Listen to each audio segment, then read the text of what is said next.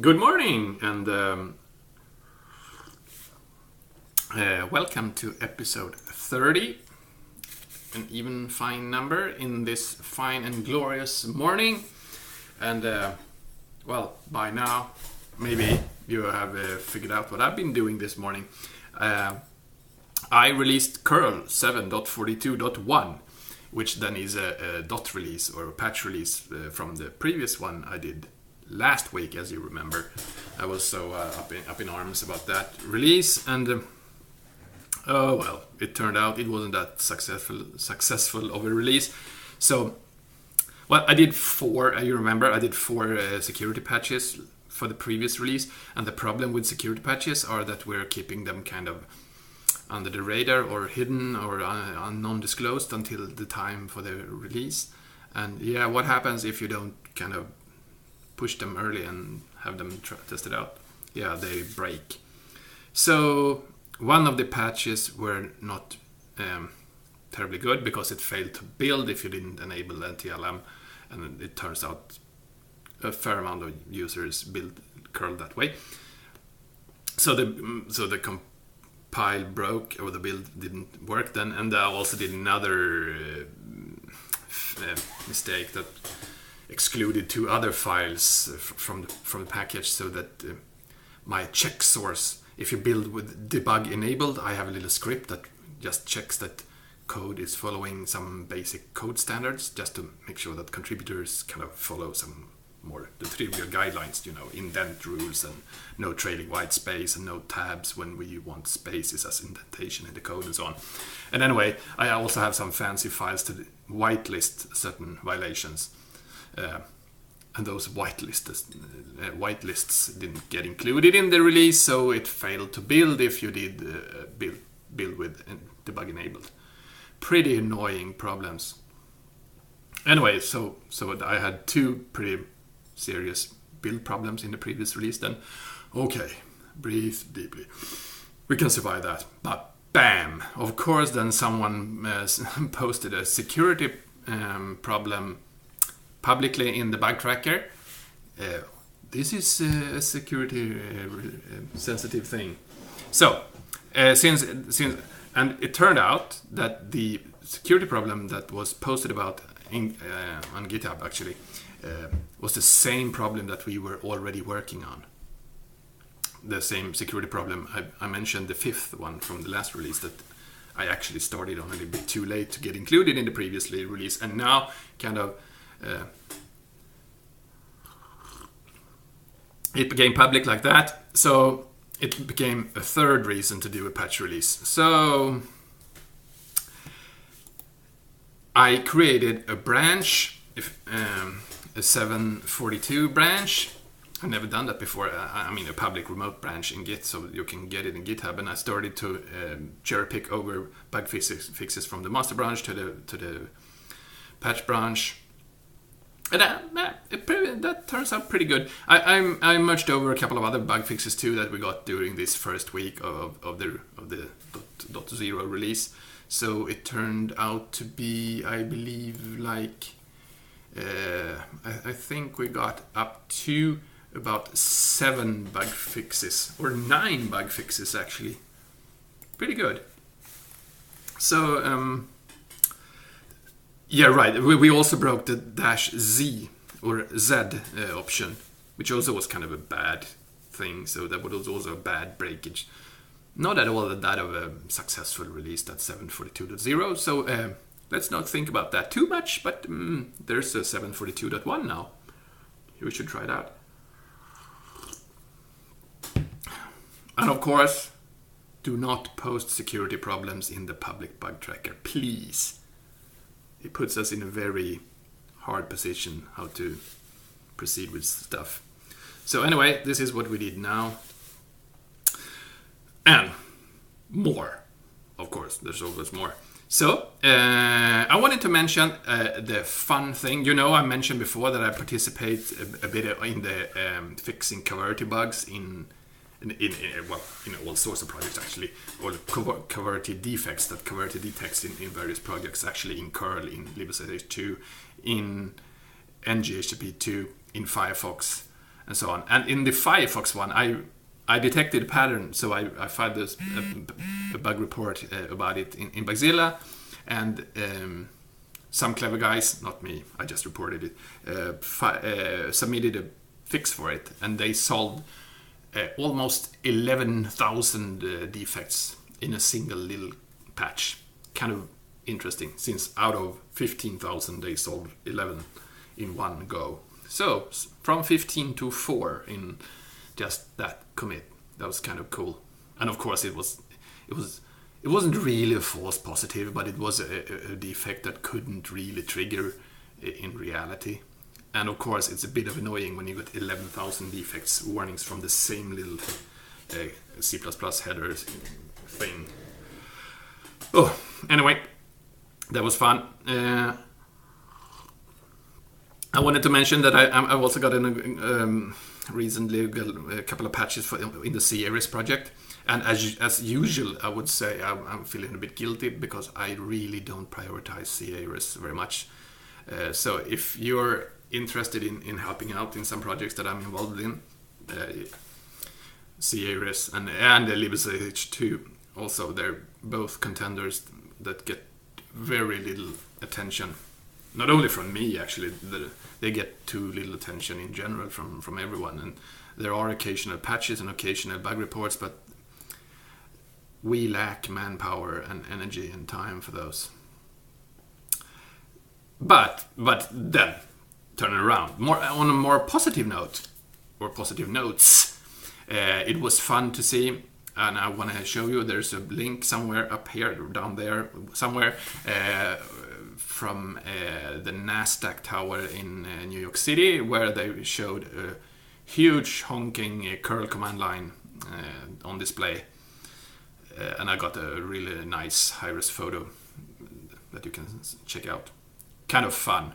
I believe it was that company that made an IPO or whatever. Anyway, it wasn't. I think it was on purpose, and you could actually order a T-shirt using that command line somehow. Of course, a bit annoying that they were using the -X option, kind of superfluously. I mean, they don't have to do it, since -d implies post. You don't have to say that it is a post with the capital X. Anyway, a very, very common kind of thing. Stop using the capital X option in vain when you don't have to. You will only end up in trouble, and you'll only kind of teach people the wrong way of using curl. But of course you know this. You don't do that. No, we're better than that, right?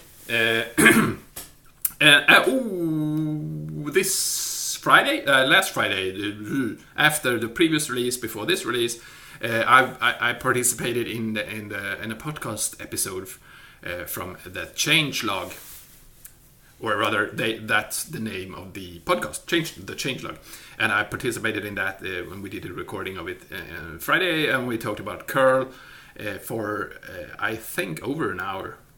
I mean, you know, I like talking about curl, so that was fun. We talked a lot about curl.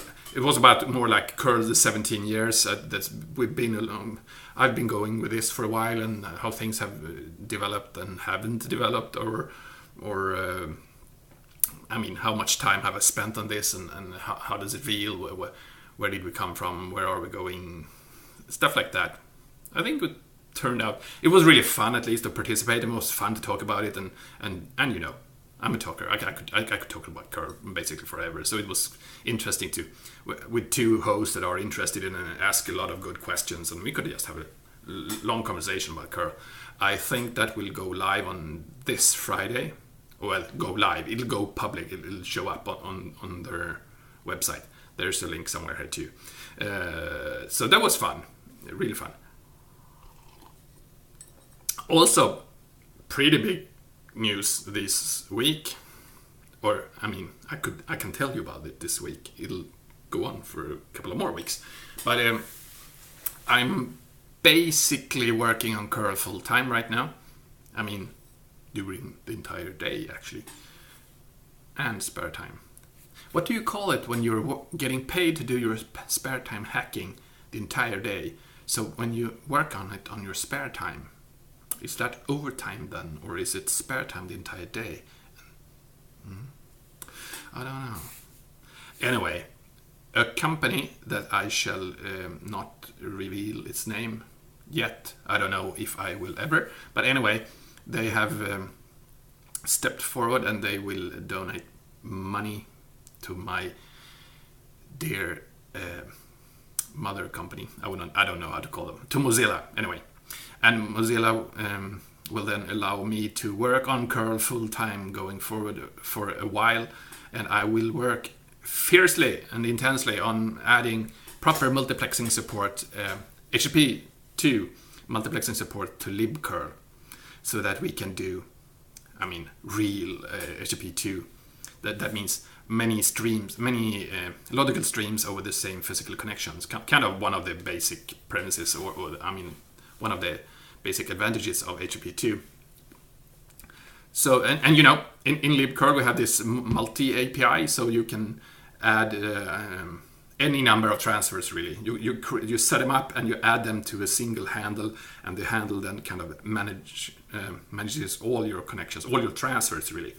And if you then enable HTTP2 for these transfers, we haven't been able to this before, but I'm going to fix it now, so that when you set up a physical connection and then you add more transfers using the same hostname and everything, and they are using HTTP2, they will now multiplex over that same connection instead of using separate connections. So it'll be perfectly fine HTTP2, and it should be fine libcurl API usage and so on. So you should just be able to use libcurl the way you're used to. You're setting up different transfers, and if they happen to use the same hostname, and if they happen to be HTTP2, they will go over the same physical connection, and everything will be fine and dandy, I should hope. We don't have any support for any other multiplexing protocol in libcurl, so I have to do some kind of innovations and some new things, but it's looking good so far. I can then mention that I posted about this, so there will be another link here somewhere about some details about that. And I started another Git branch too, called HTTP2 multiplex, just because while I'm developing this, I want to allow others to participate. So I'm kind of pushing out my early commits, and some of them will probably break existing apps, at least during development, since, well, I've explained this, but I could take it shortly, that I'm now using the pipelining option. So if you enable pipelining before, which with HTTP 1.1, you said, I want to have pipelining enabled, then libcurl will do basically the same thing. That is, detect if you're using a connection that you can pipeline on. The second transfer would try to reuse the same connection, just pipelined, instead of creating a new one. Pretty similar, well, almost similar in this kind of in concept as multiplexing. So I'm using that option, and it might be that if you're using an application today with HTTP 1.1 and you have that pipeline enabled while I add this. So anyway, I'm doing this in a separate branch so that I can be more experimental, and we'll see how things turn out, and then I will kind of clean that up and merge them over to the master branch once things are fairly good, or decent at least. And I also created another GitHub repository with more experimental stuff, like my scripts for my test server and scripts for running the server and running tests and some stuff like that. So if you want to participate, if you want to keep up, just take a look at what I'm doing now. You should be able, and I will kind of commit and push fairly often, I think, to allow people to see what I'm doing. And comment, of course. Do comment, ask, object, say hooray, whatever. This is going to be a great deal of fun to get this functionality into libcurl. I've been wanting to do this for a long while. It's been at the top of my roadmap document for a long time, for a half a year or whatever. But I've never really gotten the time enough to do it. And now suddenly, thanks to this company, I am. and it's going to be completely open, everything, and it's going to be done the proper libcurl way. So I'm satisfied with this way of doing it. Really good. Next week on Wednesday, probably I'll make another video next Wednesday before that. Anyway, May 6th is next Wednesday, and then I'm going to do talk about HTTP2 at the tcpip Geeks Stockholm meetup at Spotify Central Stockholm next week. There's a huge waiting list for that meetup, but if you're interested in going, go there and click get on the waiting list anyway, since I think it's a good sign that we're how many we are and how many are interested, and I know that there are a lot of people are dropping off last minute anyway. And I don't know if it would be possible to find another location with that fits more people. I think we have booked 65 seats, and there were over 20 people in the waiting list yesterday.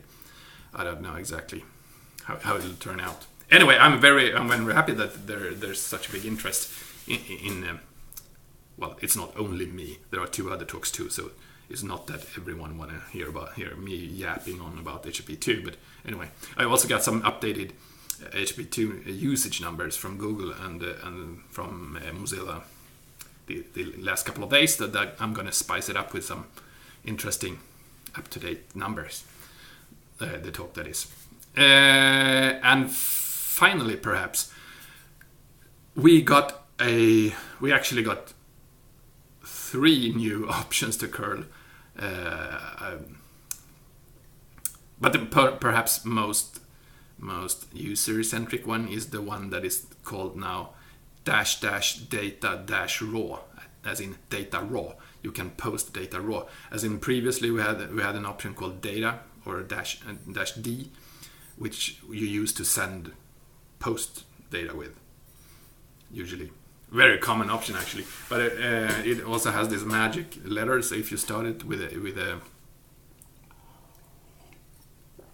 an @ sign, it'll treat the rest of the the rest of the line really and it would treat the rest of the data as a file name to read the data from to post, which made it really hard to post data that starts with an @ sign. Kind of. I would say maybe not the optimal way to do it when I created that. I don't remember really exactly how my thinking was, but anyway, it doesn't matter. Now you can use data raw and it will never read anything from any file. It'll just send exactly what you're typing there, even if it would start with an @ letter, symbol or whatever. It's just that.